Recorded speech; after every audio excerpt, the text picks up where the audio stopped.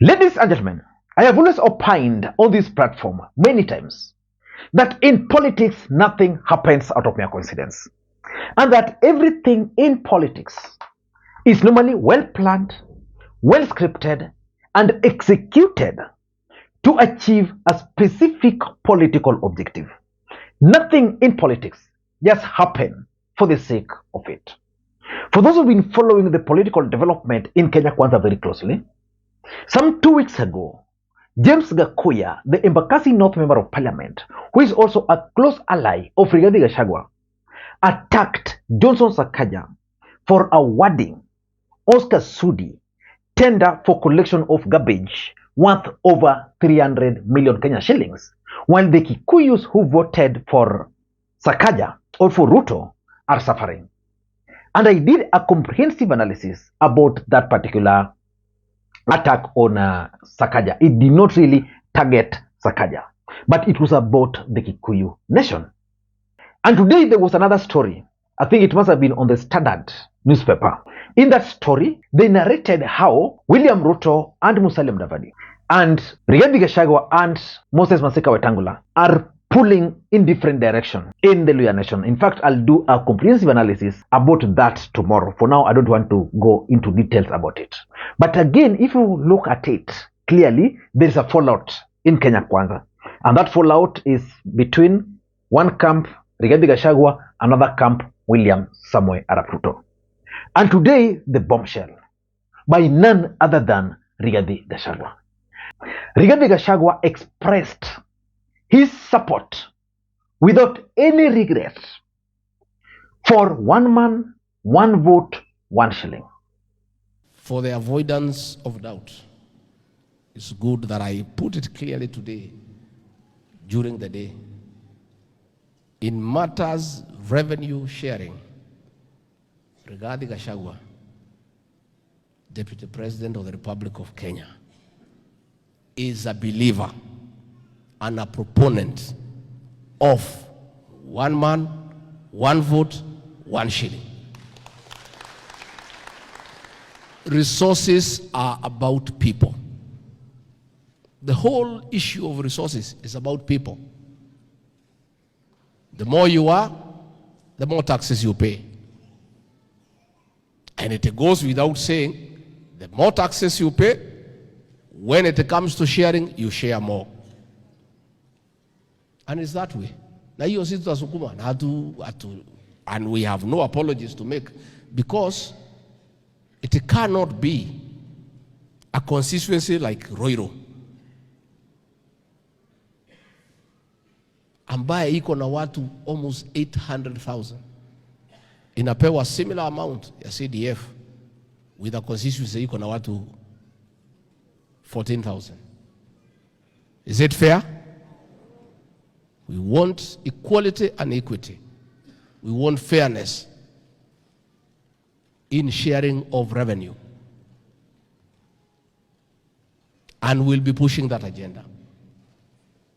Not because we come from a region that has a high population. No, because it's the right thing to do. It is fairness. Let's be fair. And resources are about people. So that will be pushing that agenda. I agree on equalization fund. We do have some areas in this region like Mbere, like Atwanyaga in Thika, like Kieni in Nyeri, like Deya in Kiambu, that literally are semi-arid and they have been forgotten. That is something we must work on. Ndio tukubaliane. No, that's Rigathi Gachagua. For those who follow the politics of this country, the main reason why Uhuru Kenyatta was rejected in the mountain were two. Number one, the handshake with Raila Odinga. And number two, the BBI. And that BBI had a clause which was going to favor the mountain. In fact, it was going to address the issues of one man, one vote, one shilling. The truth of the matter, even Azimio supporters were not very comfortable with the BBI. Because if you look at the constituencies, the way they were going to be distributed, they were going to favor Mount Kenya.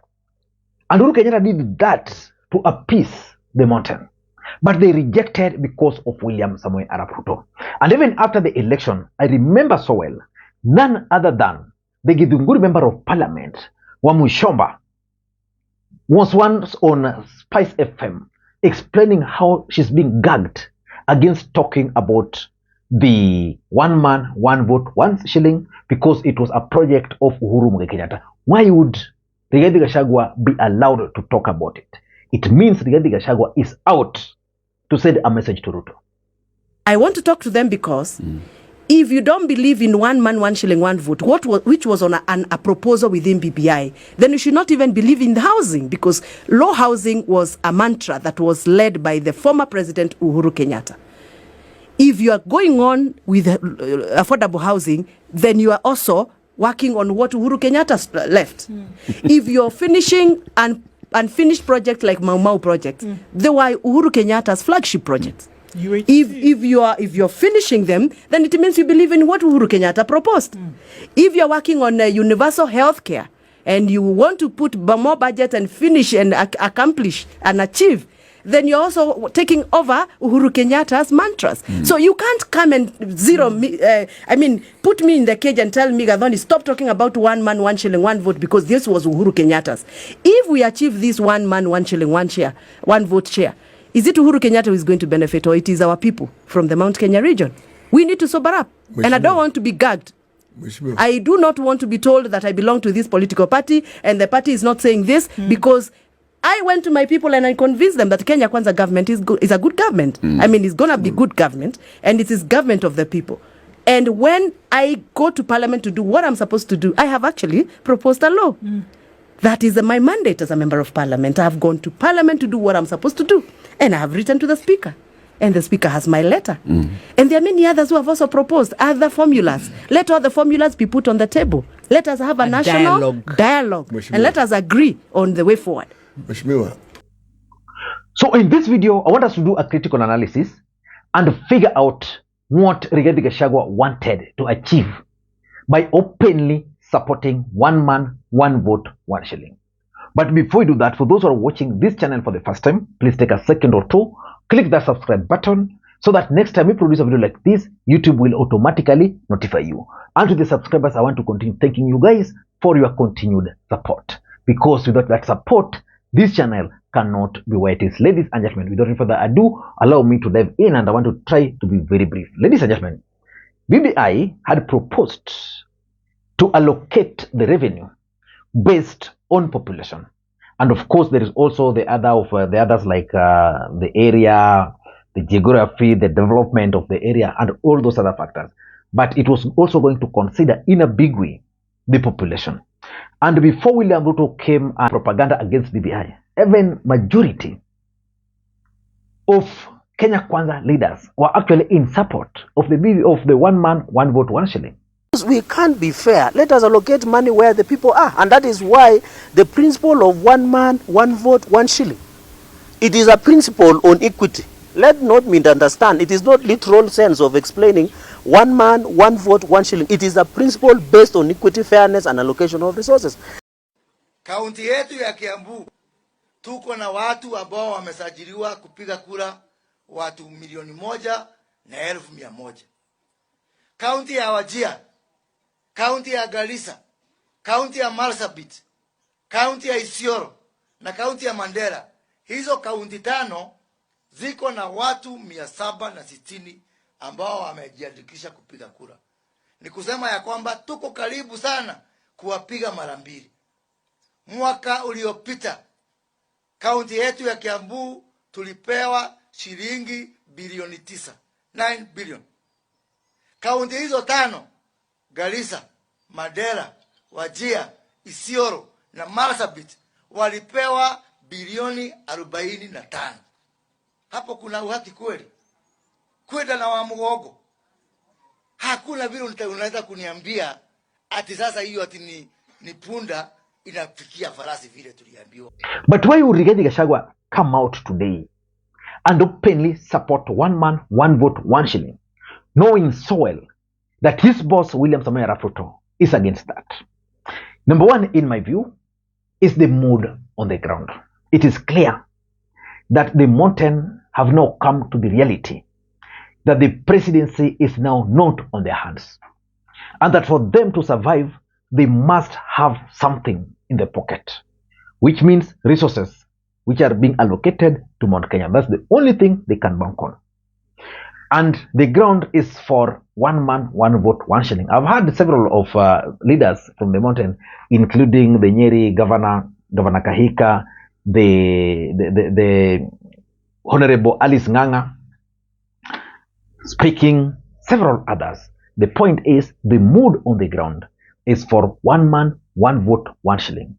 And Rigathi Gachagua is a strategic politician. He wants to ride on that. He wants to start it, be in favor with the ground, because the ground had actually started drifting away from Kenya Kwanza. He wants to reconnect with the ground using that. Number two is the kingpin politics. Rigathi Gachagua is keen on projecting himself as the defender of the Mount Kenya, as the defender of the mountain. The truth of the matter is that one man, one vote, one shilling is going to favor, in a very big way, majority of counties from Mount Kenya. And because Uhuru Kenyatta pushed it and they rejected it, and they've realized that the residents are now like Uhuru Kenyatta was right, he wants to go back to that so that he can now be seen as as someone who is able to defend the community, so that he wants to actually reinforce his position as the Kikuyu kingpin. Number three, and this is very important, and this is what Rigathi Gachagua is looking forward to. And on this platform, I've always explained to you that it's just a matter of time before we witness a major fallout between William Ruto and Rigathi Gachagua. The truth is, Rigathi Gachagua is just looking for the ground to break away from UDA party. He's looking for a way of breaking away from UDA party. Now he has found an opportunity, which is one man, one vote, one shilling, which William Ruto is actually opposed to. Remember, how did William Ruto manage to break away from Jubilee Party? Simple. There was the handshake, which he took advantage of and moved. Rigathi Gachagua has seen an opportunity and is actually going to use it to move away from Kenya Kwanza.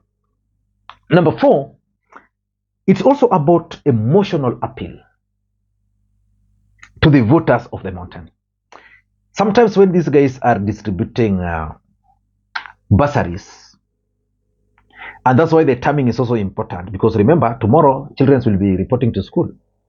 Whenever bursaries are being issued, there's always a story in the mountain how some constituencies in Northeastern are giving bursaries to the tune of even 300,000, 100,000 to even offer student scholarships outside the country. While in Mount Kenya, at the end of the day, the highest amount someone can live with is 3,000. Yeah? So it's trying to appeal to their emotions at this hour, that we are not going to fear anybody. We are going to talk about one man, one vote, one shilling until it comes home. Number five, this is also very important. In fact, today I was reading somewhere when someone was saying that Rigathi Gachagua is a very strategic politician, very wise, but appearing to be a fool while he's not a fool. Rigathi Gachagua wants to vindicate Uhuru Kenyatta before the eyes of the mountain. He wants to tell the mountain that indeed, kumbe what Uhuru Kenyatta saw was right. Do you know what is going to happen after that? What's going to happen after that is that William Ruto is going to be annoyed. What will happen the moment William Ruto will be annoyed? Fallout. Yeah? So they'll be just there. But because Ruto cannot fire Rigathi, Rigathi will continue consolidating the mountain. Because Rigathi wants to consolidate the mountain himself. Because currently the mountain is under the grip of William Ruto. He wants to withdraw it forcefully from William Ruto. And lastly, I also see a coded message by Rigathi Gachagua to William Ruto. That, boss, don't joke. I still have some wild card which I can play on you. Because if you've been keen, Ndindi Nyoro has escalated his activities across the country. Ndindi Nyoro is a project of Ruto. Rigathi is telling Ruto that. By the way, let me ask you, what if Rigathi Gachagua decides to run for the presidency in 2022 with Moses Masika Wetangula? Okay? Someone was also telling me that Ruto might actually run for the presidency with George Natembeya as his running mate. He wants Natembeya to consolidate the Tawe movement, then bring it to Ruto, pap, your ticket, itaenda hivyo. I don't know. I want to read from you. Kindly let me read in the comment section. Bye-bye.